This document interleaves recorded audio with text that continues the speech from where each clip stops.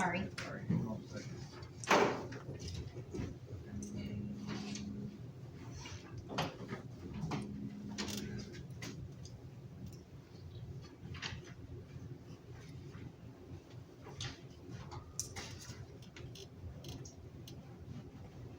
Recording in progress. All right. Welcome everybody. Thank you for coming tonight. This is our Tate Township joint board meeting / working group meeting. So our goal here this evening is these meetings have been happening through the end of last year. We've taken a break since the beginning of this year until now. Our goal in doing these meetings is to discuss potential amendments to our zoning code. Our zoning code has not been updated for quite some time, and it doesn't account for a lot of uses or changes in technology that have happened, and so we're trying to bring it up and make it relevant to the current times, and also make sure everything is consistent, make sure everything is clear. There are some ambiguities that exist that we're trying to correct for ease of application, etc. So this group has been meeting, it started meeting, I guess, in September, if memory serves, August or September, or was it even before then? It might have been before then. I think it was before then is when we started having these joint working group meetings, but I think digging into the actual code itself was towards the end of summer, beginning of fall, because we wanted to do that. That's right. So we've been, that's right, thank you. So we've been trying to take a little bit of the code and have discussions about how this fits our community. What fits, what changes do we want to see, what do we like the way that it is, and sort of in collaboration with the Zoning Commission, the Board of Zoning Appeals, and any public who has a desire to attend and provide feedback, we've wanted to sort of try and update our code in a way that makes sense. So by just way of quick introduction of the folks, the working group meetings, these meetings have consisted primarily of members of our Zoning Commission and our Board of Zoning Appeals, as well as some members of our Board of Trustees. The Board of Trustees has not sat in consistently, other than myself, to facilitate discussions because the board ultimately approves the code at the very end. So we've wanted this to be sort of a discussion, a truly collaborative discussion amongst the zoning boards who see things both from a fresh perspective, who may see things from a variance perspective, from a BZA perspective, and again, any public who wants to attend. So I'm going to just take a quick minute and introduce those folks.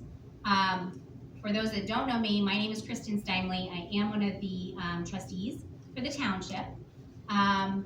Dawn, to my right, if you would just say your name and which entity you're a part of. I'm Dawn Palm with BZA. Okay. Ron? I'm Ron Bula, I'm chairman of the Zoning Commission. Okay, do we want to pop back there to David, please? David Zimmerman, Zoning Commission. Ron Andrews, Zoning Commission. Shelby Baird, Zoning Inspector. Jim Albrecht, BZA. Okay. And then, Dave Kelsey, Zoning. did I miss Bill? Bill Marwan. Thank you. Did I miss anybody? We have some new faces. Some of the folks on our boards, we had some folks ended their term at the end of last year, so hopefully we've gotten everybody. John, you want to introduce yourself? I'm John Wilson, trustee, but I only attended a couple of these meetings. Okay. So so that's sort of the folks who've been participating in these discussions as we've been going along. Andy? Yep, I'm Andy Yingling, I'm with McBride Dale Clarion. Tate Township reached out to us in December of 2024. Yes. I think that's right, about doing the engagement and going through the process for the comprehensive land use plan. So we've held a number of engagement sessions throughout last year, 2025, into the summer. We are a planning and zoning firm located in Fairfax, just outside of Cincinnati. We work with a number of different size municipalities, whether it's county, township, village, city, whether it's urban, suburban, or rural. And what we do is basically come to a township or come to a county, understand what the township's vision is, what's working, what's not working in the current zoning resolution, really what direction the township wants to take. So we make suggestions based off of the ideas and direction that we hear.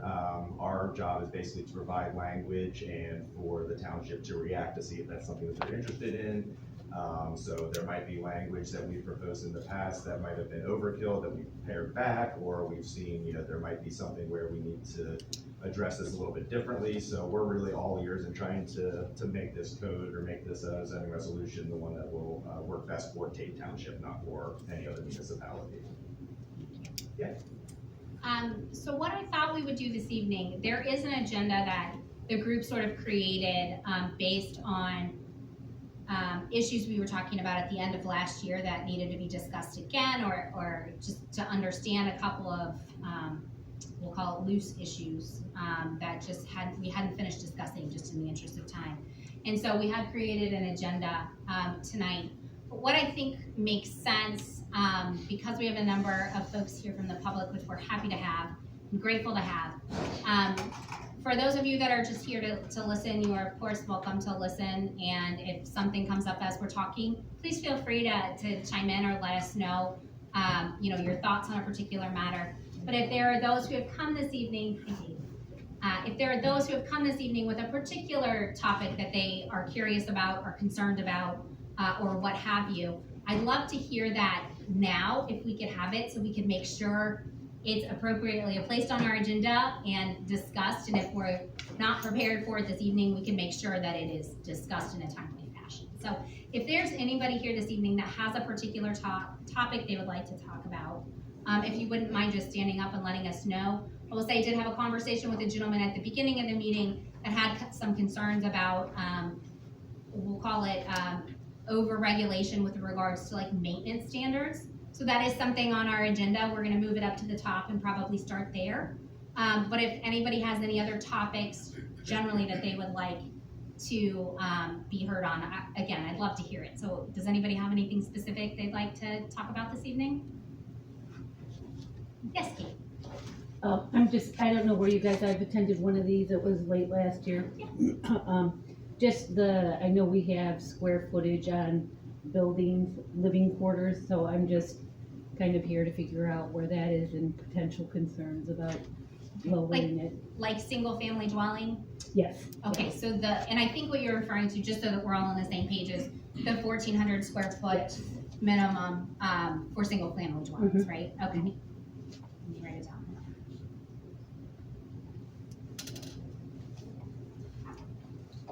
Okay, Greg, I think I saw your hand. Yeah, I just, home occupation was one of the things Okay. that we were looking at. As a reason now, it's kind of restrictive that even if you're just working from home for, in your kitchen or something, you could be required to get a permit and get it renewed annually. So I kind of wanted to, I just got the new draft today, so I haven't had a chance to look over it. Okay, perfect. We'll put that on the list. Okay. Does anybody have anything else? Megan, I know you had concerns specific, and I wanted to share, we have those. Actually shared those regs with Andy. I don't know that we'll be in a position to fully get through it this evening, but I do have your concern down. I just don't know that we'll be able to fully discuss it tonight. That's what I Okay? Just for the Yeah. landscaping. Yeah, so I was trying, just so that you understand what I was asking Andy is where to best sort of address that. Is it kind of tucked within current regulations that we have? Is it a standalone section? Like what makes sense? So I just wanted you to know I do have you down. I just don't know if we'll get through it. That's fine. Okay. What were her- Thank you. what were her- I'm sorry. what was her concern? If you would like to explain. So, my main concern is with the new build section, I think it was, 9. Yeah. So that's the plan development Yeah, section. so, the landscaped area was supposed to be covered with, either lawn, and it said, evergreen shrubbery or evergreen ground cover, and I just wanted to to change the, evergreen ground cover to perennial, just to make sure we're not encouraging stuff like creeping, juniper and stuff that can become problematic. For sure. And then you were also kind enough to share some more general ordinances that, Yeah, the sample ordinance from Wild One specifically protects native natural landscaping and wildlife habitat, and the county offers a certified rain garden program and So, to allow people some variance from the standard landscaping stuff, because, people aren't as familiar with native plants, so. Can be a little. So really good topic, and I appreciate you bringing that up.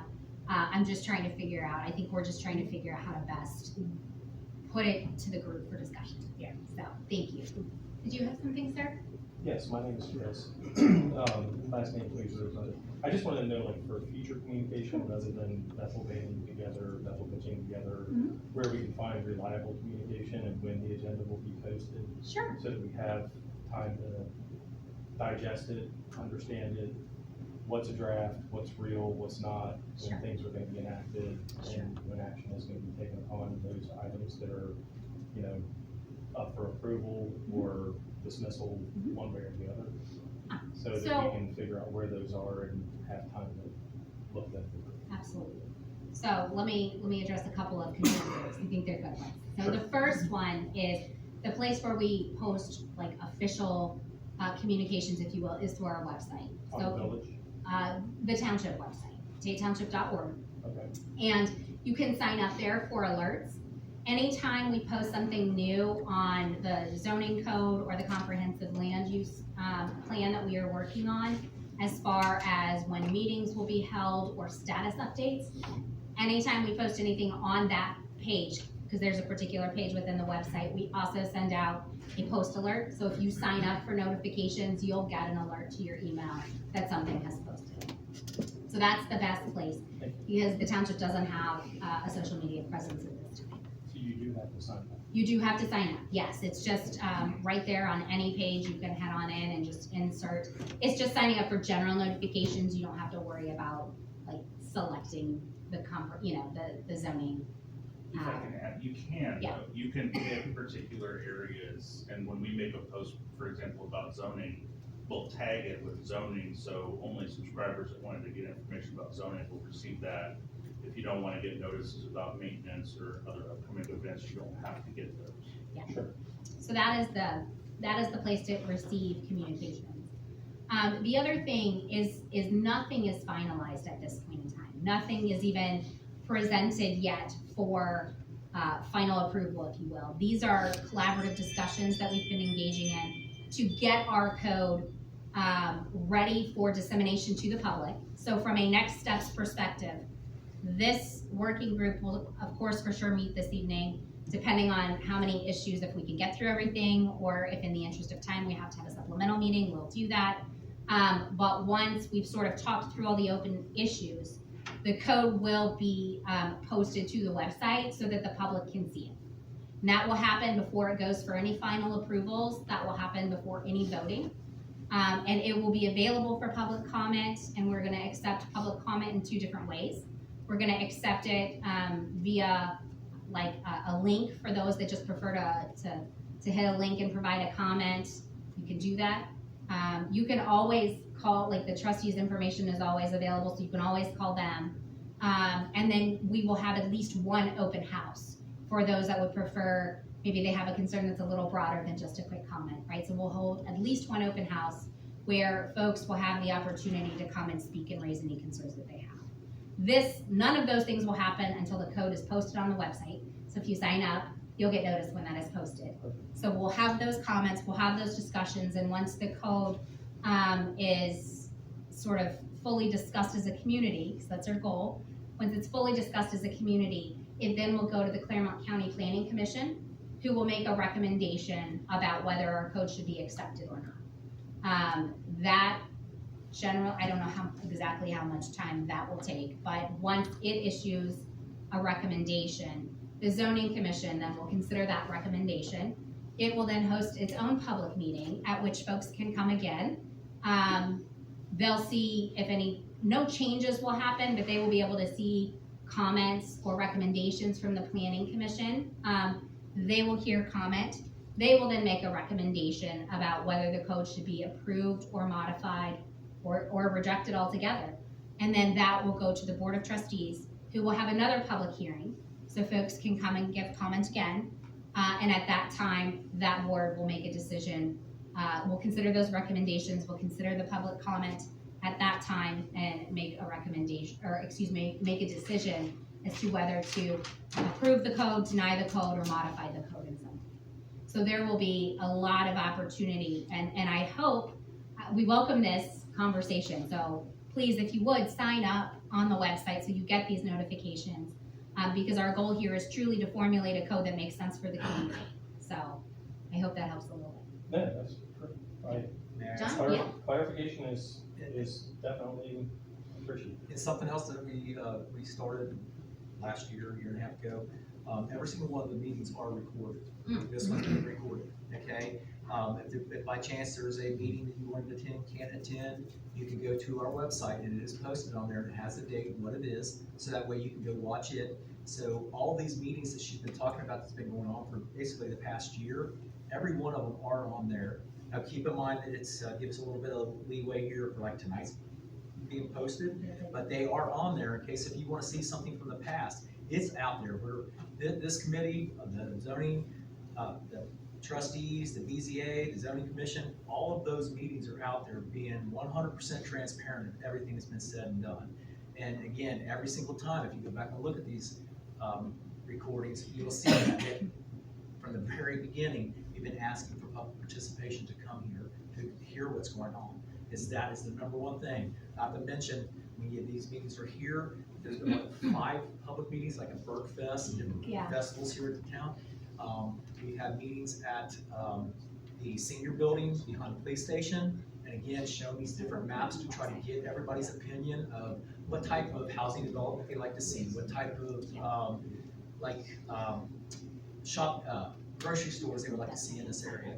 And what they've done is that they've had big billboards up with pictures and having like, let's just say 3 different types of each one of those categories and say, to get the people's opinion of what they want. But it is all out there on our website. That is the way to get to look at what we've done in the past, today, and in the future. No, I appreciate that. I've attended one where Shelby Yes, Shelby. was at that, and I just wanted to make sure that there was clarity because there's a lot of misinformation that is strewn about the public, and especially with the social media aspect of things, and there's a lot of things that we just dismiss as not fact or not true. And Thank I you for wanted to asking. know We really exactly appreciate where it. those things are, so that if somebody has a starting comment or whatever it is, that I can actually just lead them to the right place. Appreciate it. Like, this is where you find the right information. If you want to digest some of the misinformation, then you're welcome to do so. However, if you want the right information, here it is, and here it's right from the horse's mouth. So, Yep, and that's why, That's awesome. That's why. Thank you. yeah, that's what I want. Yep. Clarity and where to find the information so we can lead people where they need to. Yep. And then they can also go back to research the past to see. Sure. Yeah, Well, these listen. meetings, I'm sure no one just has hours that they want to go and sit and watch these meetings. I don't know who wouldn't. But they are up, and they are available. And I think Shelby, I can't recall, were we posting agendas back then? When we first started, it sort of took us a minute to get up to speed. I don't recall if we posted. Yeah, they're probably, when we had one. Okay. Yeah, so when it was a structured discussion, sort of like we're having tonight, you could click on the agenda to see if it's of something of interest, and then you could watch those discussions if you so desire. Yeah, I'm working on Indexing? reconducting the digest of just the working group sessions into a consolidated page where all of it's together. You know, easier to find right off of the main, like right at the top of our website is a link or menu that says comprehensive land use plan and zoning code update. It's everything related just to this topic. So it's right there at the top, and then there's now adding in a new meetings page right there. Perfect. And the postings, when you mentioned sending out the notices will have a link to the content related to that notice. You can go right from that email, and it'll take you right to that piece. I'm not gonna lie, I'm not saying we don't occasionally have technical difficulties. I think one of the meetings, we had a recording, I think it's recording the wall, but you can hear it. Just the camera wasn't aimed in the right direction because the fire department uses the room a lot for training, so they reset the cameras. And We didn't know sometimes it. they're Yep. pointed in the wrong place. For sure. Okay, so I've got then, we've got the square footage on single-family dwellings, questions about home occupation regulations, maintenance standards, and then sort of the remaining topics that were on the agenda. Is there anything else? I think I would like to add, if you don't mind, one other topic maybe is some people will look at like grandfather clauses. Okay. For like, an example, if somebody's had a piece of property and they moved to it recently and it's been in a certain family or whatever for 50 or 100 or 25 years, like is there a timeline of grandfathering certain things or aspects of it in so that they know, because there's been a lot of neglect for a long time and then somebody else moves in and it's like, okay, well, we're gonna hold your feet to the fire because now you're the new owner. For sure. And there's a transfer of ownership, so at what point is that considered? Okay. Because it takes time and money and resources to fix those things that have been neglected for a long time. Can I ask, is this specific to sort of the concept of cleanup or just grandfathering in general? It's more so cleanup because there's a lot of, deferred maintenance, functional obsolescence, however you want to look at things, but there's a lot of things that have been neglected for a long time. It's somebody's responsibility at some point in time to take care of Mother Nature and clean things back up. I understand. So, Yep, okay, fair question. Yes, sir. Just real quick, I looked in the new release here too, in the new draft, that there's still a potential for $500 per day for Yeah, so- violation fines. Yeah, let's start with that, because I know that has been quite a topic. Yeah. And understandably so, right? You read that and you're like, wait, what? So the way, interestingly enough, that particular section is actually not new. It's in our current zoning book, right? Page 40, section It's 7. actually, not that anybody's looked at it. It's actually a creature of statute. So that comes from the Ohio Revised Code. That $500 is not decided by the township in any way. It is from the Ohio Revised Code. And what it essentially says is that if there is a finding, right? So just stay with me for a second. If there is a finding, there is the potential for a fine of $500, okay? That does not mean, and I want to be very clear, that does not mean that anybody in the township can go around and hand out a ticket for $500 for a zoning violation, okay? Does not mean that. What it says is that if there is a dispute as to whether or not there is a zoning violation and it proceeds to court and a judge hears both sides and decides that in fact there was a zoning violation that has not been cured, I believe it's from that point forward that a fine of whatever amount the judge decides, but it cannot exceed $500, can be imposed. At that point, that is well past anything the township can do. Does that make sense? So the township has no authority to ticket anybody. The zoning inspector cannot go out and hand out tickets for tall grass or peeling paint or anything. If the township believes there is a zoning violation and there's a conversation and the individual either doesn't agree that there's a zoning violation and he is, or just doesn't rectify it, it can then proceed to the courts. But at that point in time, it is up for the judge to decide whether or not a fine should be imposed. And that also requires that the prosecutor's office chooses to prosecute it. All of those decisions are outside of the decisions of Tate Township. And that sort of structure is defined by the Ohio Revised Code. And all of those sort of steps and fines are a creature of statute. So the township does not make that decision and doesn't assign that dollar amount. Does that make sense? And not to mention, this clause has been in the existing code. I'll just say the code has not really been updated since the 90s. So do the math, that'll tell you how many years that this has already been in our code. Now, was some of the wording changed? versus the terminology, the way it was stated back then versus the the wording that has to be stated today. Yes, it was, but it said exactly the same thing. It's just some of the terminology changed to bring us up to date, and that was the whole purpose for trying to get the code brought up to date, is to bring us up to times. Because that is one of the things that was required by the county, this and a land use plan, in order for us to get some assistance on trying to get some of these grants for some of these bigger projects.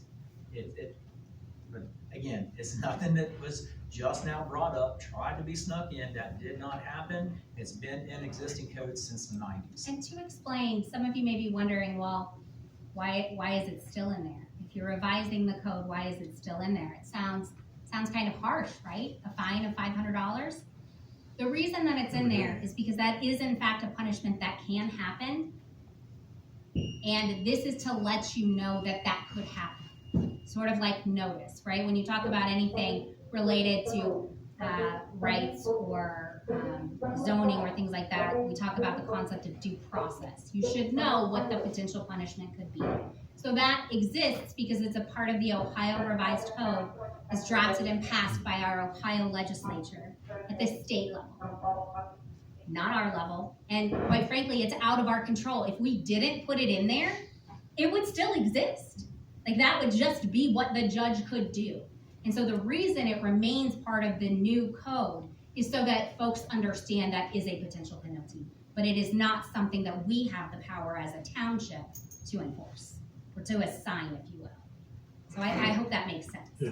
And something else, to give you an example why something like this should stay in there, is there is a case, nuisance case that has been involved in probably the last 12 years that is still a problem in the township, and it has gone to court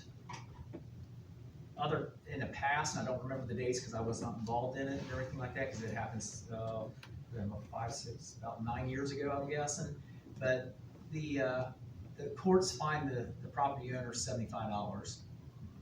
And it's just to give you an example, this $500 is not the fine. It's whatever, like Kristen said, it's whatever the judge feels is necessary at that time. And this person, like I said, has been a nuisance property for 12 years and fined $75. To give you an example. If I can add a little bit more on that too, is it says up to $500 per day per offense. So again, what you're really looking at there is what you might call sentencing guidelines. You know, so when a judge, they're gonna say, yes, you're guilty of this offense, and these are where we're gonna look for how we're gonna structure any potential fines or penalties that go along with that. The second thing that I've learned is generally what would happen in a case where it did go to court is that the judge is gonna issue a court order. You know, I agree, there is a violation, he's gonna set a time limit, that he or she is gonna set the time limit saying, you have 20 days to resolve this violation.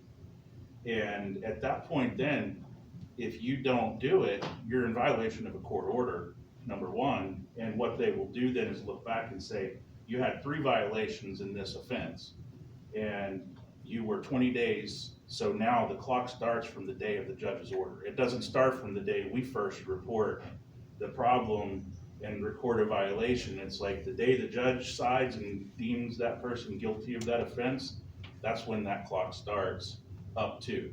And they don't have to do every day either. They could just say, like John says, $75, have a nice day. It's totally up to the judge's discretion. And I'd like to also add, these are cases that, the one that I brought up was not a case that the trustees, the zoning inspector went out and found. Because and that was one thing that this group so far has been 100% agreement, is this is not something we're going to go out and start looking for.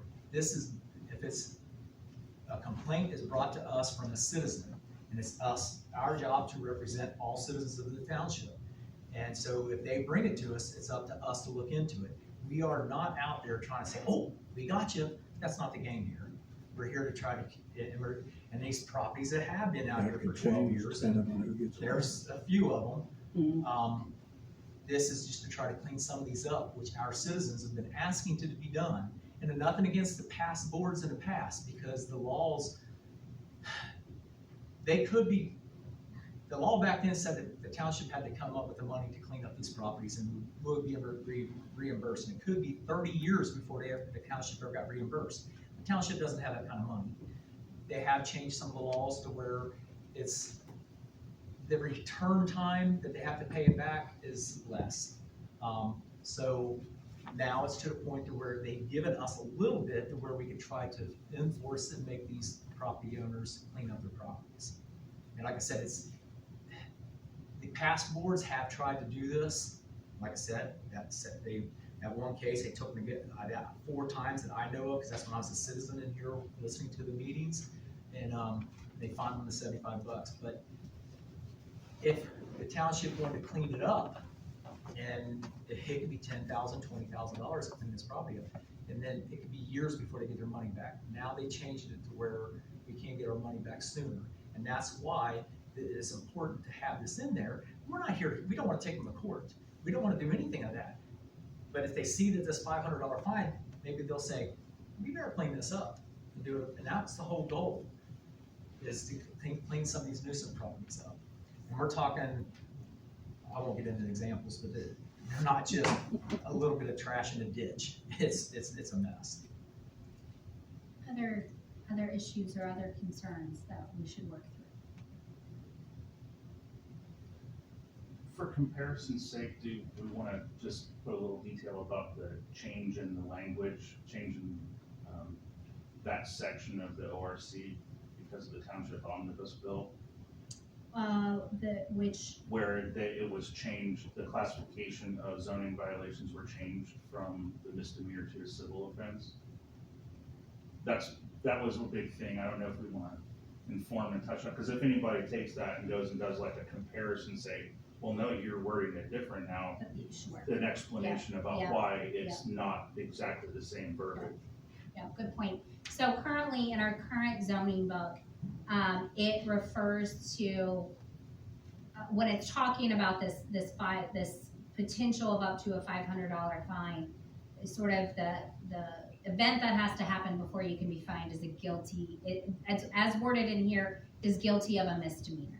Back at the time that this code book was written, it was a criminal offense. It was the court that you were in was a criminal court in front of the judge. In what year was that? It was April of last year. April of 2025. House Bill 315? That sounds right. Sounds Yeah. right, Yeah. House It was Bill a 315. massive change to statutory township sections of the Ohio Revised Code. Yeah, It's a big- and so what they did is they essentially said, instead of being a criminal offense, right, the procedures, just for purposes of our discussion, are largely the same, but you're no longer being charged with a crime, right, a criminal offense, it is now civil. And so that language will be different in the new code book because that's the way the law has changed. But it still, as far as I know, remains up to a $500 fine as imposed by the court though. That part has remained the same. Once it becomes a legal action, it then becomes the judge's decision, criminal or civil, however, right? To decide the case, decide if there's a violation and assign a fine or assign no fine, right? But all of that happens outside of the realm of the township. Okay, so then why don't we start then, I think then the sort of three, we'll call it the 3 topics that I think most folks are here to discuss pertain to the square footage of the single family dwelling, home occupation, and maintenance standards. And I think Mr. Hauser will sort of talk about grandfathering or cleanup as part of the maintenance standards section. So to start, there was a question about the square footage of a single family dwelling. Currently our code provides that there's a 1,400 minimum square foot requirement for single family dwellings, excuse me, which just means that any house has to have a minimum square footage of 1,400 square feet. That is staying the same in the current code as written. It has not been modified. This board, this group did discuss it, or briefly, very early on, And I think the consensus generally was that it remained the same, that there'd be a minimum square footage requirement of 1,400. So that's not changing. Is that for new construction? I'm sorry? Is that new construction? It is new construction. We should recognize that there are some houses within our township that are less than 1,400 square foot because they were built before that requirement was imposed. Yes. So there will be some houses that are less, but for all new construction, it is a minimum requirement of 1,400 square feet. Residential. Residential. Yes, thank you. So we don't do an 800 square foot house with a garage. That's right. Go ahead. We did have clarity for like 2-family dwellings and 3-family dwellings, and then if it is a multi-unit building, depending on that. And that's more kind of clarity from a zoning administration standpoint to understand. Yes. Yeah. Yes. Ma'am, did you have a question? Yes. In these, square footage minimums, has, anybody thought about the tiny houses being built now? That was discussed, and you actually, you segued into my next question, which was, does anybody have, would anybody like to, provide a point of view that maybe the 1,400 minimum square footage requirement should be discussed? I've heard you say that, well, what about tiny homes? People build tiny homes now. Should we consider changing the minimum to allow for the building of tiny homes? Let me add one thing real quick. This 1,400 square foot, that again has been in the existing code since right around 1979. I've been born and raised here in Bethel, and I know this, I made a comment in another meeting. There was a piece of property out on 133 South that they were trying to turn into a mobile home park. And this regulation came, the existing board and zoning commission came up with this because to try to eliminate a mobile home park being put here. And I do know it, I remember it because I was a kid and they were wanting to install this in my area where I used to ride my mini bike. And I don't remember details because I just remember they were trying to do it. It was right around 1979.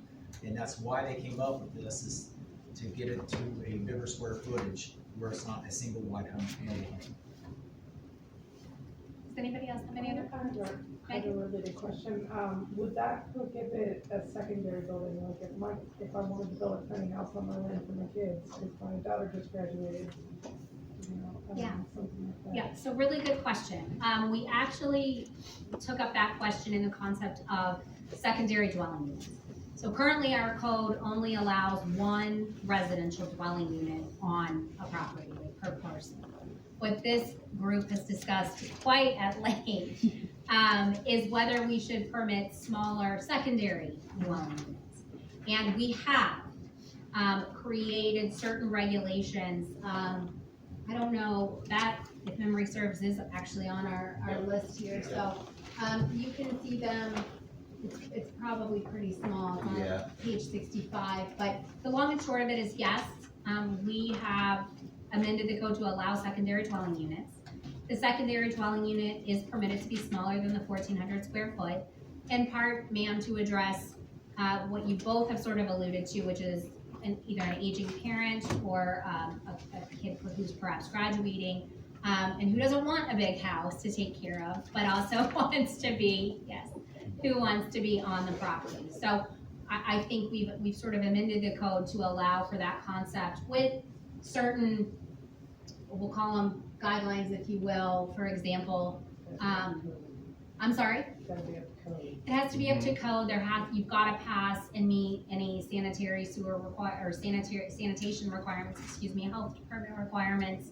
Got to get an occupation permit. You've got to have, I think the way it is currently drafted is it has to be inhabited by a family member or a caregiver of a family member. And the reason for that was to prevent somebody from building a secondary dwelling unit and then constantly renting it out. At least that's the discussion, although I think that is a point that we wanted to talk about again. But currently that's sort of the way that it's drafted. I don't know, ma'am, if that addresses your concern when you mentioned tiny homes. was your question more of having just a tiny home as a standalone on a property or a tiny home as part of a residence? Both. Both? Yeah. Okay. Cause I'm a senior citizen way up here, and I've got a 2,000 square foot home that I do not need. And I've seriously considered trying to find a tiny home, but they're very difficult. Because I don't need 2,000 square feet, you know? Sure. 700 square feet for me would be probably perfect, you know? And there's a lot of senior citizens that feel the same way, you know? They can't afford to keep their home because it's too expensive, it's too big, they don't need it. They can't get into a condo or a senior citizen living because they're expensive. So, you know, you take that in consideration, if they've got the small amount, not a bit small, but a small amount of money, they can build a tiny home to where they can live in comfortably and not have to worry about property taxes being $3,000 a year, insurance being $2,000 a year, and have to worry about cleaning that house and taking care of it. Heating it, yeah. So, you know, it's just, I think, something that needs to be addressed, if it hasn't already. Fair. Do we have further discussion here in the group? I recall that we did discuss this, but it was quite a while ago, and I will fully admit that I don't remember how our discussion went on this point, other than I think we ended up deciding to keep it at the 1,400, but I don't remember the ins and outs. Does anybody recall? If I remember right, I think it had to do with there was enough interest that 1,400 square feet should stay in place to, I mean, I think that it was just understood that was kind of what had been baked in for such a long time. And to strip that back There was, would be of concern. I mean, if it would allow for there to be higher density, I know the density is a big concern in the township as well. So, but to your point, I mean, the tiny homes, that does allow for there to be that flexibility. You can still have your larger property, but you can scale back the size to that, you know, you mentioned 700 square feet for that dwelling. I think ultimately the discussion from this group was to keep that in place. There's avenues to, you can request a variance to drop that square footage down if there's some type of a hardship or some conditions on the property that would lend itself to that. If somebody's looking to do, you know, for lack of a better word, a development or a number of different properties kind of close together that all have tiny homes, they could go through that planned development or planned unit development route that you're basically setting up your specific zoning district for that group of properties for that specific type of development. What would be the minimum acreage? I think we talked about, what we end up doing for County's doing 1,000, we have Madisonville, 3/4 of an acre for homes. Hamilton County, a church down in Madisonville is doing, I've been reading about it for about a week, for homeless veterans. It's on 3/4 of an acre in Madisonville, they're putting 10 mini homes on it. The diagram looked real nice. Concrete sidewalks. I think we left, Ours is at 10 acres for residential, from what the draft I for what, 10 acres for what? For a residential plan development. A So if somebody's residential gonna be plan rezoning a development. property to a planned development, there needs to be at least 10 total acres to qualify for it to be zoned as a residential plan development and set that zoning up. But that's not necessarily for one property, that could be for, you know. That would be multiple. Right. Your major challenge for our community is availability of public sewer. So Right. there's no possibility to put 10 residences Right. on Right. 3/4 Yeah, I acre understand with septic, but For the where future, that's available, well, for the future, there's sewer coming out here, it's coming. eventually, yeah. years too, though. Yeah, But that's- but when you deal with that, you know, is, that's what planned development exists for. When we look at something like that and say, okay, do we need maybe at some point in the future, as the time's coming, we need to establish a new zoning district to cover that. But if, right now, the way zoning works is what's generally for an area that's zoned that. So when we look at our zoning map, and we see from, down all the way down Bethel Maple to Pitzer Road, back up 133 is zone R1. So if we say, well, we're gonna allow 700 square foot homes in R1, that means every property in R1. So there's a 100-acre property out there that could be split up, and somebody could put in a bunch of 1-acre lots with 700 square foot homes on them. So we have to be creative about how that's established, with whether, that's why we look to variance on a particular one-off hardship case, or a planned development where a developer, like you're talking about the veteran housing, is coming into a project with a larger plan, and they're going to address those things like sanitation, access, and things, and those are gonna need to be on like a 10-acre overall site, where they're gonna split this down and provide a lot of housing in a higher density, but it's very well planned, as opposed to one property, everybody doing what they want with their property without thinking about the impact on the adjacent properties and how that might impact property values, trash, you know, who knows what, you know. So we have to be careful with how that's put in there. And the 1,400 square foot is that general rule, township wide. And then you have to look to the Board of Zoning Appeals when you have a particular hardship reason that you need to deviate from something like that. Or a planned development, again, where somebody's coming to us with, they want to put 4 houses on an acre and they're gonna put in the sewer lines to make it happen. You know, at that point, no, we don't have a 1/4 acre lot size everywhere in the township, we have it for that planned development. And then they can come to that, and through the zoning commission and through the processes, tune it, say, well, in this planned development, you know, 1,000 square foot's gonna be the target, because we're looking to do a higher density senior neighborhood, for example. You know, where they put in sidewalks, you know, maybe it's closer to access points and things like that, where it's not just everybody's gotta pull out of their driveway onto a 55-mile-an-hour road and hope they make it. So. So, yeah. Can I, just for clarity's sake? Yeah. So 2 things that fix in my brain. One is, what page did you say that was on, 65? 65.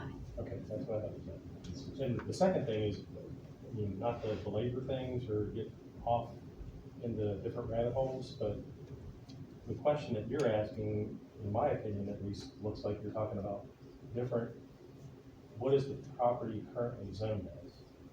Is it agricultural? Is it R1, R2, C1, C2? And the question you're asking is potentially on, let's say you have a 10-acre plus plot, that's agricultural zoning. Can you do a 700 square foot tiny home on that property as a secondary dwelling? So just for clarity's sake, you gotta stay within the boundaries of which zoning aspect of property that is in question is the question is being asked about. So it really depends on what property you have, what it's currently zoned as, and then you have to stay in that confinement area. So not to get off on rabbit holes that you can go down with, you know, event homes being done in Hamilton County or Warren County or whatever, they may be zoned C2 or C1, and they can do all those things because they don't have those confinements or restrictions. But when you're talking about somebody that's doing an agricultural property and they want to put yurts out there and rent them out on the weekend to come and stay at my, you know, escape recreational camp, whatever it is, and hang out at my pond, that's completely different. So we got to make sure that we're talking about the same places, not get way off on different things. Yes, and just for clarity purposes, to sort of bring it back, and I think that's what you were trying to do. Yes. You were talking, I think the questions from the audience pertain to single family dwellings, right? Just one person's home. One, maybe 2. And An elderly couple. For sure.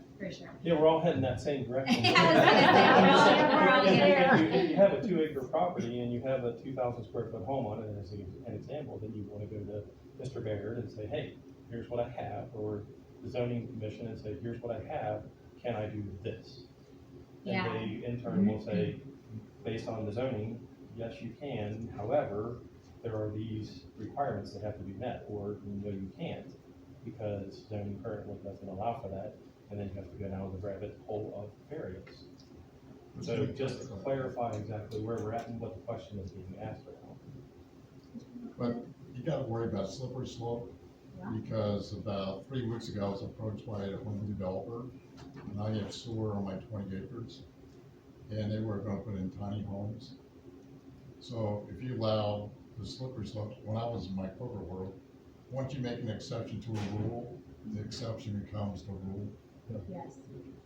Yeah, I mean, that's a good point. Those are all things to consider, right? They're competing And I turned it interests. down because I figured out, they told me what they're gonna build, and I said, no, it's not for sale for that, that use. Wasn't it talked about one time that if it's a second, let's say tiny home on one, you said your house is 2,000 square foot, that they were talking about putting it on there to where the court, it'd have to go through the Claremont County building permits and stuff and building department, but they'd have to see that if it was tied into your existing septic, tied into the primary house, if something like that could be permitted, because what the whole goal here was is, let's say if you had 10 acres and somebody put this 700 square foot house back on the back 5, septic, owned electric, owned everything, they can divide it up, and next thing you know, you got a 5 acre tract with a 700 square foot house on it. So we were trying to say, okay, I know it was discussed about how could you eliminate that from happening, so we said if you tap it into the existing home, that it could be permitted to accommodate for, if, I'm just going to use this as, if you had a child that would be willing to take your house that you're living in and you move into the back one, or the child move into the back one, whichever the case may be. So it was discussed extensively how we could try to accommodate that with today's times. But I thought when we discussed that, we also talked about it had to be a standalone property, so if it was to be sold or whatever, it wouldn't be an issue. That was the second. That was the second second. dwelling. A second Primary We're not talking about a That second wasn't a tiny dwelling, house. because you're saying 10 acres, you got 2,000, now you want to put 750 on it too, so now you're splitting it up to 2 dwellings on the same piece of property. That would be And the we second. decided, we discussed about having safeguards in place that if that was to ever get split off and sold, each property could stand alone by itself. Well, Which but I- meant it had septic and water and light and whatever else it had. So that's a really good point. That's a really good point, Dave, because I think we're talking about things in two different areas, right? My recollection is that for secondary dwelling uses, they actually could not be partitioned off. But I think what you're describing is a family farm situation in which, for example, if there was, a primary couple who had the old farmhouse, right, and they wanted to be able to build a house on their land for their kids with certain minimum requirements, and I'm cold on what it is. I don't remember if it was 10 or 15 acres, but I think we said that we would allow a second single family dwelling, but in that case, it would have to satisfy the minimum 1,400 square foot, and it would have to be able to be partitioned off in the event that something, there was a disagreement amongst the family or whatever might happen, right? So I think those are two different areas, and what I think you're highlighting is it's really important that we don't create a situation where we have conflicting regulations, because the secondary dwelling unit, I think the reg specifically says that cannot be partitioned. That's right, I just pulled it up. It says, at no time shall the secondary dwelling unit be permitted to be deeded separately from the principal dwelling unit. And I think part of the reason we did that is because the secondary dwelling unit was permitted to be smaller than the 1,400 square foot. And we didn't want it to be either a workaround for the 1,400 minimum requirement or create a non-conforming use out of the gate. If I recall, when we were having those discussions, the secondary dwelling unit is required to be small than the principal. It has a maximum Because it size. started off like having a dwelling above the garage, is how we started off. That's on that. correct. And then we talked through some of the different scenarios and how this right. could happen and tried to account for the options. Yeah, so the way that we've got it written, it doesn't have to hit that 1,400 square feet, but it says a secondary dwelling unit shall meet the minimum square footage requirements based on the unit type. for that particular table where it talks about the 1,400 square foot, when we talk about like multifamily uses or by unit type, so that's what we're talking about, the smaller units that could be, 400 square feet, like a one bedroom or, 2 bedrooms. So those dictate Those the have to be secondary dwelling unit, sized. but it doesn't have to be that 1,400 square foot for a single family residential detached home.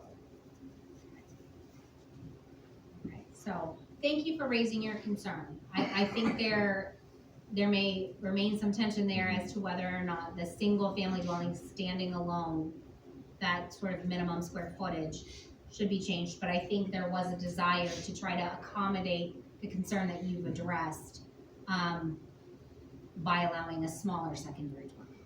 So, does anybody have any further discussion or comment on that particular point? I do. So in the future, because I'm probably about the oldest one here, is if I had a second home on my property and my daughter didn't want to live there, does the second home goes with the first home, does that second home now become a rental? I mean, what happens? So are you saying if you created a secondary dwelling for purposes of your daughter, maybe while she was at college or what have you? Right. She moves out, she goes Yeah, away. She's 55 years old, Yep, so. yep. I'm shocked she Hopefully doesn't she- wanna still live right next door, No, what? they don't go there. And so your question then becomes, well, okay, if What I, happens in the future? Could I when the rent property it is out? sold? Right. If the property is sold, so what happens, so now you have two homes on one property. The new owners buy the home, so what do they do with the second home? Do they turn it into a barn, a garage, or do they turn it into a rental? And then we get into a different situation. yeah. So that is a topic that's actually on the agenda for this evening, because when this group talked about secondary dwelling, there was a lot of concern based on prior experience, those perhaps who have moved here from other places, in which someone would create a secondary dwelling and they would almost create like an apartment situation where they would create these small units and it would increase traffic and you would have a lot of comings and goings. And so that's the reason why when we drafted the secondary dwelling regulations, we limited it to family member or a caregiver. But what you have described, I think, is a scenario this group did not discuss at the time, and that's why it's on the agenda for this evening, is whether at some point it would be permissible to use that secondary dwelling as, for example, like a short-term rental, like an Airbnb, or something like that. Because my home, the two homes next to mine, were part of a larger farm where the family sons lived in. Gotcha. Now the farm's all been split up. For sure.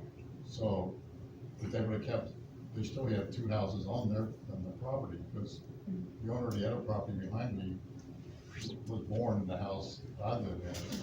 So when his kids have no interest in the property, so what happens to those two homes if they get sold? So I think, Then it's not a family member that moves in. for sure, and if those homes, under the regulations we're crafting, so currently that would probably be technically a non-conforming use, right? But you're raising an issue that I think is on the table for this group to discuss, which is, do we want to permit the use of those secondary dwellings specifically? So a home that is smaller, right, was intended originally perhaps for an elderly parent or a child who has since moved on. Do we want to allow the use after that to become a short-term rental? Is there a way we can do that to permit that if we want to allow that? That would prevent it from becoming sort of a revolving door, which was a concern. I know this group talked a lot about having a lot of traffic or a lot of changing tenants, or sort of creating higher density than what the district is intended to accommodate, if that makes sense. So I guess I would open the floor for discussion here.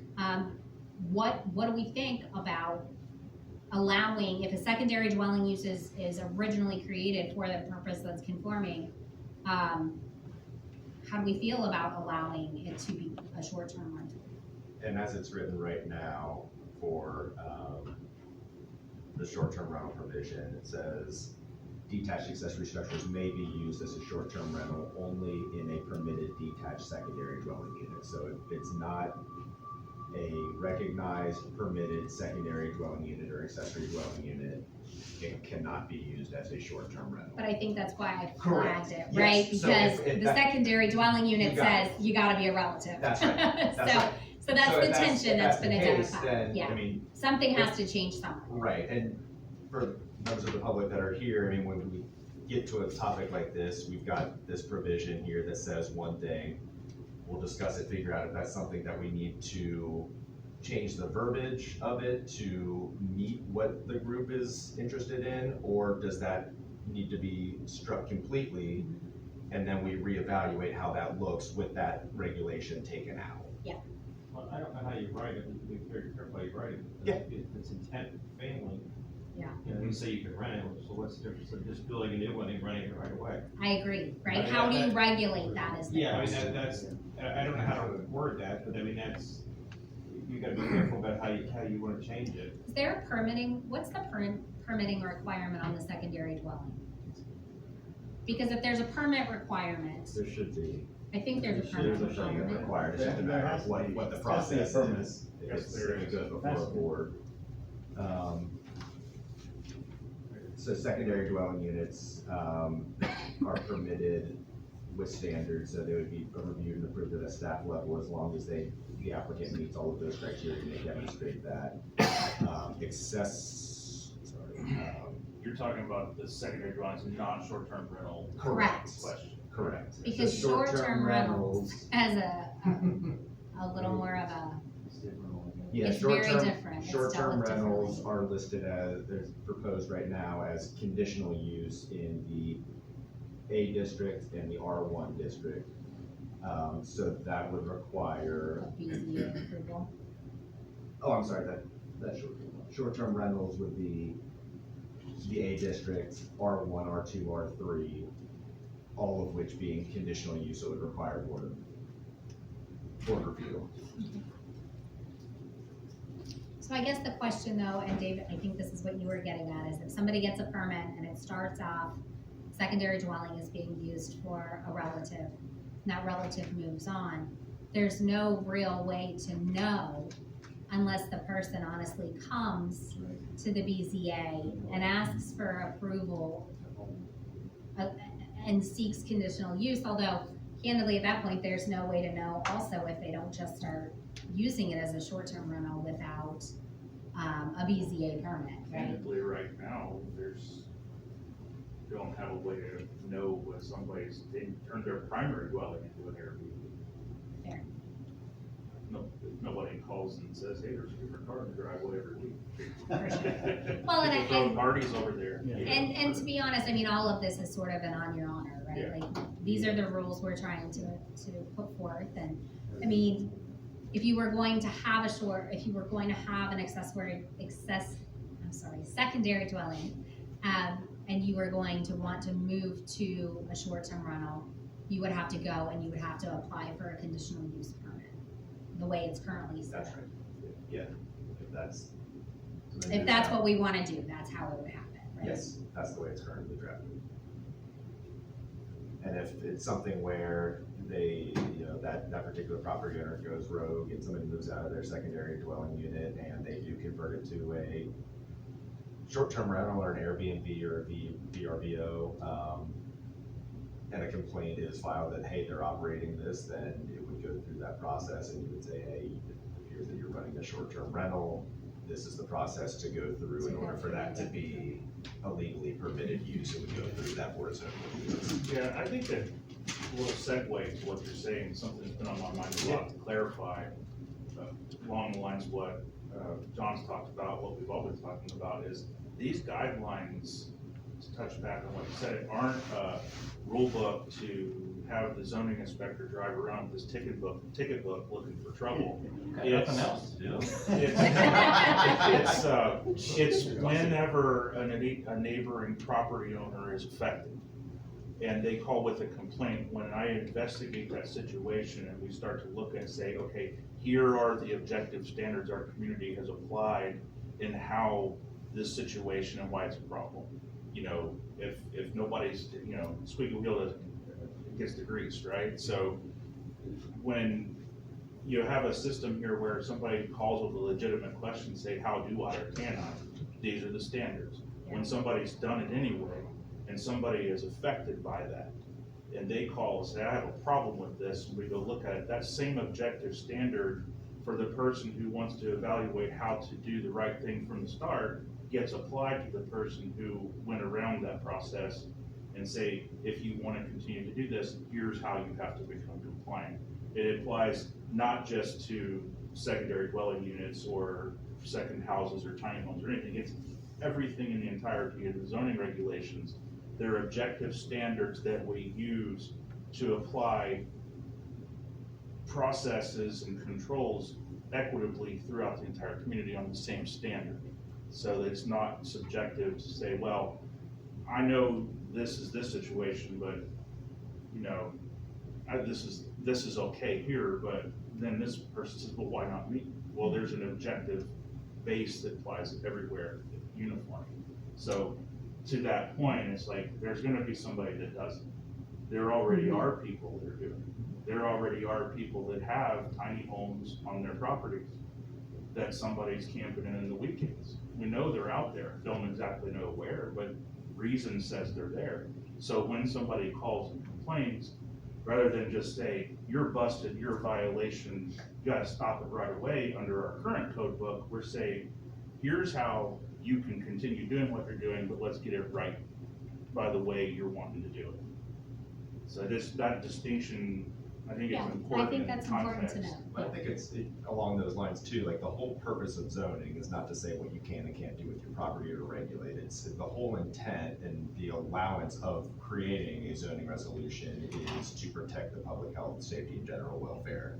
So it's protection of neighbors against something that might not be appropriate or safe or cause hazard. That's really what the zoning is intended to do. So we've got to look at every type of physical improvement that can be made to a property, and you can't really do a one size fits all, but we're trying to get as close as we can to addressing that.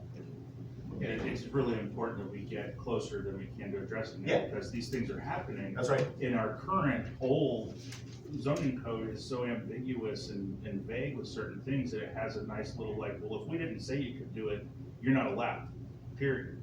To say, so the new book represents all these things that people have started doing over 30, 40 years that say, okay, well, how do we deal with that rather than just going in there with a strict ruler on the hand saying this must stop.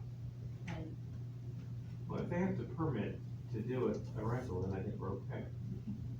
Yeah, that would be. I missed that part, that was a concern, but even if they buy it or whatever, they can't just go and rent it without the permission, they're in violation. That's So I correct. think we're, And it's not, I think it's important to say, like, you permit for an accessory, or excuse me, a secondary dwelling, you actually have to get a conditional use, yeah, right? And that is a permit, right? Right. But it requires a Yeah. public hearing, like right, they you, can't just go in and start renting it without getting all the right stuff. that's And I correct. don't think that, based off of the way that this is written, if there was an application to use an accessory structure for that short-term rental, they submit their application, Shelby takes a look, they don't have a secondary dwelling unit permit on that property, they're not even really eligible for it to be a short-term rental in that accessory structure. The only way it can be a short-term rental or Airbnb in that accessory structure is if that accessory structure has been a legally permitted secondary dwelling unit. Starts with a complaint, right? Well, in the case he's describing, it was Yeah, I mean, somebody coming in with an application saying, I've got this building, I wanna turn it into an Airbnb. And we say, wait, but you never had a permit for the secondary dwelling unit in the first place. So you're not eligible to even apply to turn it into an Airbnb because you're in violation, essentially. I saw two hands over here. I think Kate, you had a question, but before you, I think Manny. The question I had's been answered. Okay, great, that's Patience. awesome. Love when that happens. Well, my only question was, if on a secondary, Mhm. the people that are living in there has to be family or a caregiver, then if they move out, my question was, how you answered it, what do you do with the secondary house? Do you leave it empty, you tear it down, you burn it down, what do you do with it? So you have the option then to use it as a short-term rental. So, Kate, Well, could it be, instead of a short-term rental, could it be, long-term rental? Right. Yeah, what defines short term? well, our code, Transient. yeah, our code is, it's 30 days. I think it's 30 days. I think a max of 30 days. And I think that's an ORC. Yeah, family If it- friend. If it triggers above 30 days, then it becomes considered a long-term rental and it's no longer If in you're the willing to definition. rent for it. Next few dollars. So then let's sort of pick this up then, so, Because, yeah, because if What somebody if- moves out in 30 days, then it can, somebody moves in there for a year lease or whatever it is. what if, You're gonna, in a hypothetical, there may be a friend who needs a place to Yeah. stay and somebody wants to rent it to them, yeah, right? yeah. Everybody's got a friend. So I, Don't hear that, Fred. That's right. I get, so that is, I don't think something this group has discussed before. Yeah. Jim, did we discuss it before? Well, no, I was gonna bring up the fact that we don't really have ADUs now, correct? Right, yeah. So I come from someplace that you wouldn't want ADUs, Yeah. because you're gonna have strangers in your neighborhood, you're not gonna know who they are, they're really trash, and your neighborhood becomes a neighborhood where you don't know anybody, it's not Mr. Rogers' neighborhood anymore. Mhm. So I would just point out that my attitude has changed because, ma'am, you said, well, gosh, what if you need your family or a caregiver, right? So I would think that that's a good reason. That kind of changed my mind. Mhm. But then on the other side, we have to have some way to keep the strangers out. Well, That's what's what I wrong would with suggest. Why? rental? I would think it'd be more Why opposed to short Why term. would you Or want to short do term that? Because that terms, wouldn't be any long-term, real different quick. than an apartment building or a house that you're actually renting. But I think the difference is, and this is the distinction, I think that we spent some time discussing, is that an apartment building or higher density residences is in a particular district. Where we're talking about secondary dwelling units, you're looking at R1s and agricultural, right? Which is generally single family and agricultural district. And so from a density perspective, there's not as much there versus in like an R2 or an R3 where you may have multiple family dwellings or apartments or apartment buildings, right? None of those things are wrong or bad. I think the question is just, does that use fit the district that we've been talking about? To your point, I think, or perhaps Dave, you said this, I'm sorry, I'm not sure. If it's a longer term rental, it's not a stranger, right? Yeah. It's someone who lives there and there's regularity there, and if it's a single dwelling unit, then there's not a density question, which is I think sort of where our topics were or our conversations were focused before. Does that make sense? Does that answer kind of your concern or not so much? Did I misunderstand? It addresses it to a point. Okay. But I still don't understand why you would, if you've got a secondary that was built for a family member or a caregiver, they have to move out. Yep. For whatever reason, you've got that property sitting there, okay? So then, what do you do with it? Yeah. If you wanna make it a rental, then you're saying, okay, fine, you could make it a rental, get it a permit, but it's only for 30 days. Yeah. I had rental property. There's no way on God's green acre would I wanna rent a house for 30 days to somebody because it costs you more to clean it up than money you collected off Which of was the it. point I was gonna add, just to add a little layer of complexity, you also have to consider establishment of residency and the eviction process. So the shorter or longer you leave somebody stay in there, once you get past a certain number of days, then it can take you 90+ days to go through the court process to get them removed. If you get somebody in there that doesn't live up to the lease obligations, pay the rent, whatever the case may be, short-term rental or a little longer term, family member or not, niece, nephew, great uncle, distant cousin, proving that could be a challenge in and of itself. Sure. But then you have to consider the eviction process. Sure. That has to be taken into consideration.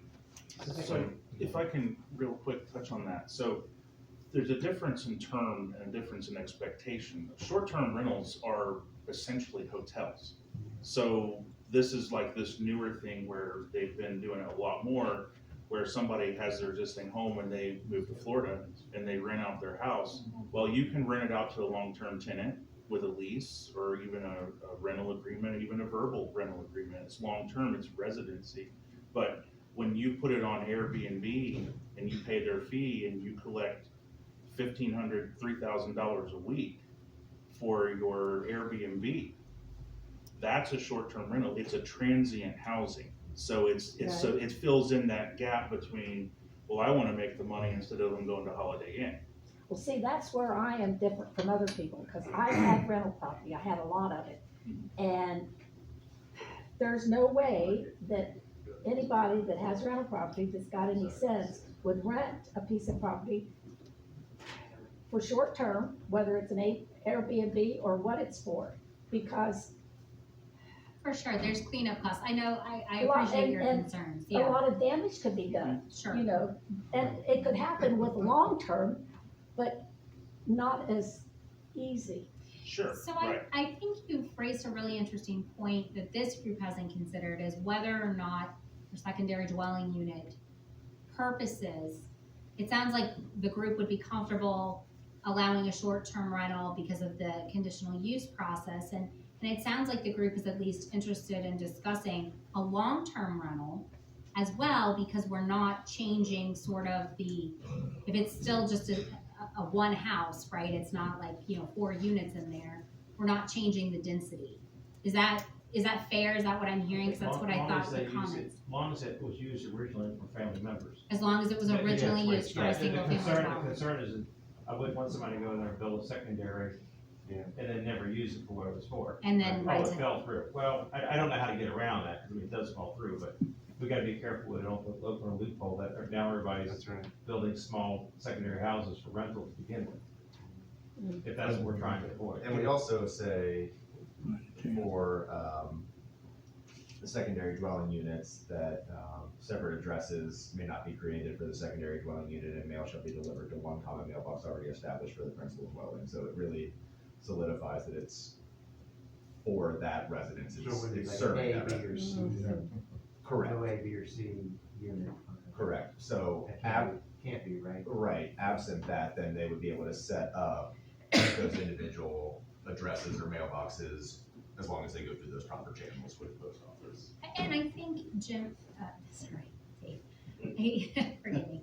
I think, if someone comes in to get a permit, right, they get the permit from Shelby, and then quote unquote something fell through. I guess the question becomes, is there a way that we could instill some sort of check to make sure that it's being used in a way that it was permitted? Yeah, I realize things happen where parents decide For not to sure. live there or whatever. For sure. I know several people personally that they bought houses or not houses, but Pass on. Yeah, or Sure. whatever, yeah. There's a number of things that Yeah, can so happen. but I just don't wanna leave it wide open for abuse. Okay. And I don't know how to word that. I'm not saying I have a magic bullet to Well, word it, let's, but Andy, why that's don't my you make a intent. note? I've got a note. We've got a note. Let's see what we can come up with from sort of we know there'll be a permit requirement. And it sounds like the group is agreeable to sort of this concept for a short-term and long-term rental. Andy, I think we need to talk through, if you could make a note, what the transition process to a long-term rental would look like, right? We sort of already built that in for a short-term rental. And maybe it's the same, I don't know, but I think that, yeah.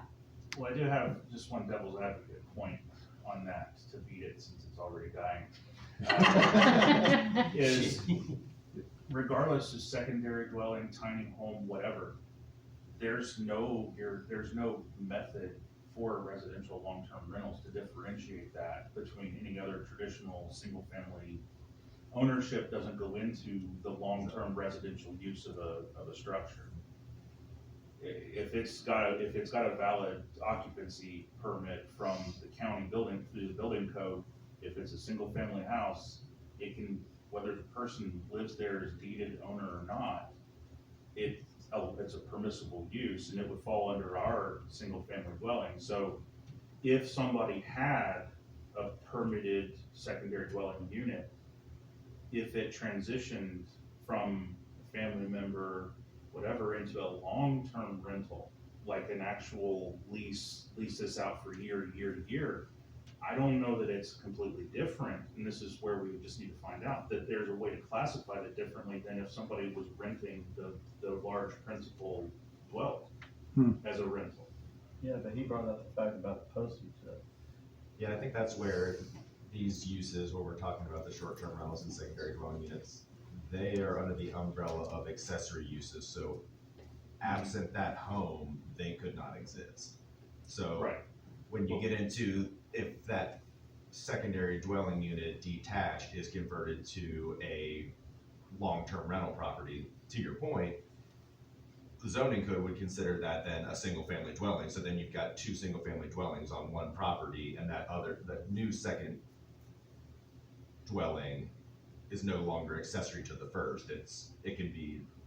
But I think Well, that's the just- same thing stands Yeah. true if you rented one of your bedrooms out. Like, Sure. say you rent out the upstairs, but you don't convert it to a two-family, you don't set up separate entrances, addresses, utilities, everything like a traditional rental. Right. You just rent out space to somebody. Yeah. College students, stay in the bedroom and do caretaking in the yard for them, But I guess the question becomes, if that is occurring and it's not negatively impacting the neighbors or someone external,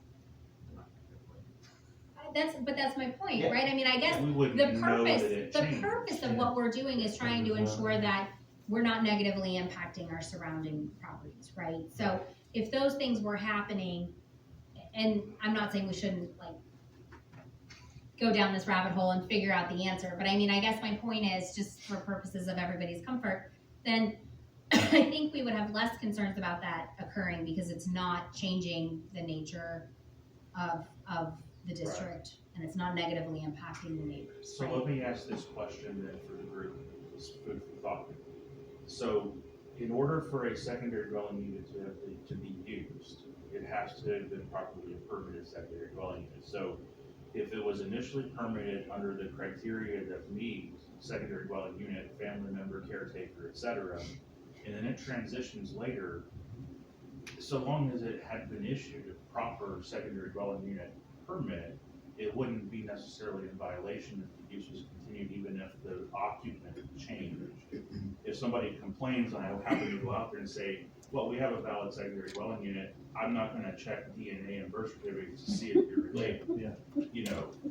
But when somebody comes in for the the short-term rental secondary dwelling unit question, that's a conditional use, you have to have that valid. So again, it comes Why back could we to the not have structure of long-term it. uses? Why could a long-term rental not be a conditional use? I don't know, that's where you're gonna have to do some hard digging about the classification for that.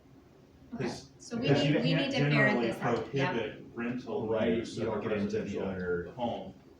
occupancy of it, it's a matter of just how it's being used, so I think in that sense, once you go above those 30 days, It is what in it one is. terminology, it becomes a long-term rental, but in this scenario, it really becomes A a secondary, second a second principal single dwelling family unit. dwelling.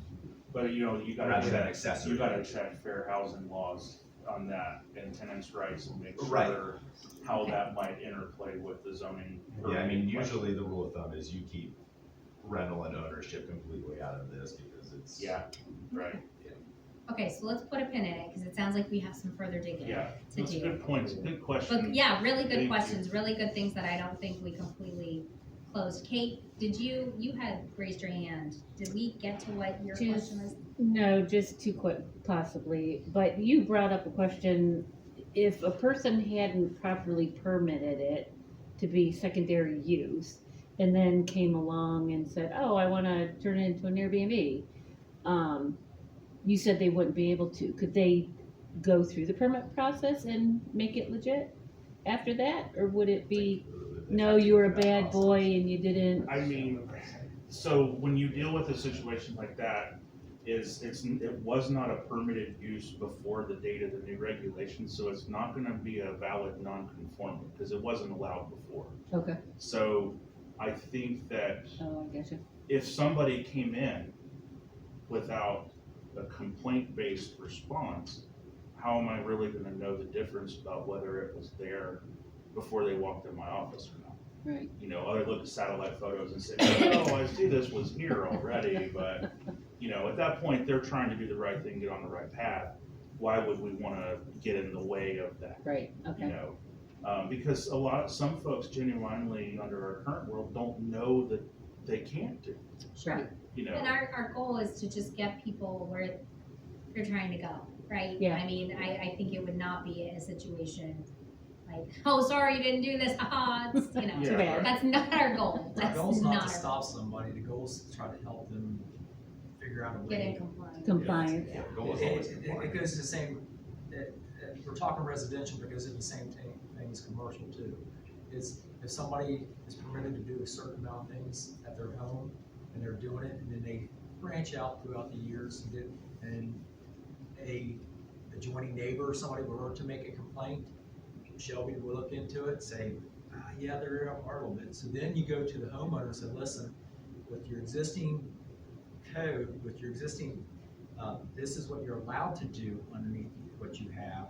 This is what you're doing, so in order to do this, you need to apply for this. Okay. We're not gonna tell them they can't apply for that. If they choose to apply to get, so they can keep doing, go to the next level, that's up to them. All But right. they still have to go through the zoning, and it's the same residential or commercial. Right, all right. And then the second one was, I'm assuming there's gonna be guidelines, criteria set forth for the Airbnb setup. Yeah, that's a whole separate, whole You brought separate. your- Let them you stand brought words. your opera glasses, you look at it up there. It's, I know I can 310. see it. Oh, that's on the page. There is a whole section. Okay. Yep. I don't remember the section number, but there's a whole section. Which one are we talking about, secondary dwelling units? No, short-term rentals. Short-term rentals? Is there a limit of vehicles on the 310 property? feet. Yeah, 310B, starts on page 67. If there's a limited number of vehicles, I know parking is addressed. I don't Number of know. vehicles. We're gonna follow esports, say 2 car per site. Well, if I decide to do that, I'll just tell them parking.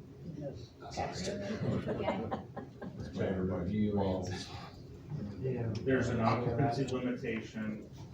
RV parked out front too, or what? That would fall to the RV. No food or alcohol service, so, you know, it's not like a B&B type where you rent it out, Right. and we fix you food and drink Right. and everything. No outdoor signage, no advertising or signage. Hosts provide 1 parking space per short-term rental contract. Oh, okay. So yes. Shall not be utilized for private or commercial special events, weddings, parties, etc. Where you at? 310B. That was it. And then if there's also a little piece about multifamily buildings, so if somebody did have an apartment building or a condo or something, or a multifamily, not more than 50% of that can be used for short-term rentals. So you can't buy a 40-unit building and just turn it into a nice little Airbnb enterprise. Gotcha.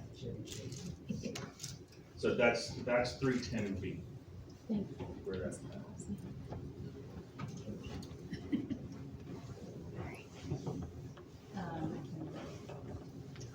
Okay, so then I think we have probably, we've knocked out a couple of different discussions actually, the square footage requirements, the conversation that we needed to have on secondary dwelling units. So thank you guys for sort of raising that in the conversation. I think what Again, really good questions. really great questions. And, you know, when we sit here and we try to think of hypotheticals and we try to create regulations that address all of these circumstances, it's impossible to think of every what if, for sure. And so, we appreciate. Don't do it. Don't. We appreciate the other thoughts and the other questions. And, you know, this is something, our intention here is, of course, to get the code as close to where the community wants it to be. But I'm sure situations will present themselves that this group could not have thought of. And our goal is not to sort of finish the code and put it on the shelf and wish it well for 30 years. Our goal is to really bring it out sort of on an annual basis to say, hey, what have we seen develop in our community? Are these regulations working the way we intended them to? Are they not? Is there something that we saw go, we thought it would go this way, but in application or practicalities, it's gone a different way? Are there new uses that we haven't thought about? Let's talk about those things. So thank you guys for bringing these up. I think where I'd like to direct the conversation next is to the maintenance standards question. So I believe that's Article, is it 12 or 13? It's 12. 12, Article 12. This is something, this particular topic is, it covers several pages. It is not, I want to say that it's super lengthy, but it addresses a number of different things, I guess is what I'm trying to say. And the conversation, it doesn't currently exist in our code in this way. This is something that we sort of put together based on feedback we were getting from the community. And when we had initial discussions around it, there weren't concerns per se about these maintenance standards. However, it was discussed, I believe, only at one meeting. It was towards the end of the year, and at that time, we had been meeting probably every 2 weeks for several hours. And this was on my list tonight to bring up again, just because I think, we were coming into the holidays and maybe folks were tired and we didn't have a thorough discussion about it. So I want to make sure we have a thorough discussion about it now, in part because it didn't exist before, and in part because I know it has sparked some concern in our community. So I want to talk for a moment, and I'm trying to think as I'm talking here, sort of the best way to give an overview of these and then sort of take questions or just comments generally on this topic. I know that there are concerns about overregulation and creating standards that don't fit our community. And I want to start by saying that is not our intent and that is not our goal. Our goal in adding this section was to create sort of a baseline of standards from a maintenance perspective. That said, we have not had a lot of public participation on these points, so I welcome, and I know we all welcome, viewpoints and thoughts on the standards. I'm not sure, Andy, is there a way, I don't want to read every single section here. I'm trying to think of a way that we can sort of talk about this. So, can you zoom it in a little bit more? It'll narrow down how much scroll on the screen, but. I don't know if you want to go to So the way it's really set up, it kind of goes over generally why the regs are here, and it's primarily, to make sure that properties are safe, it's not causing a hazard or a nuisance to surrounding properties. That's generally the intent here. Talks about kind of general about the inspection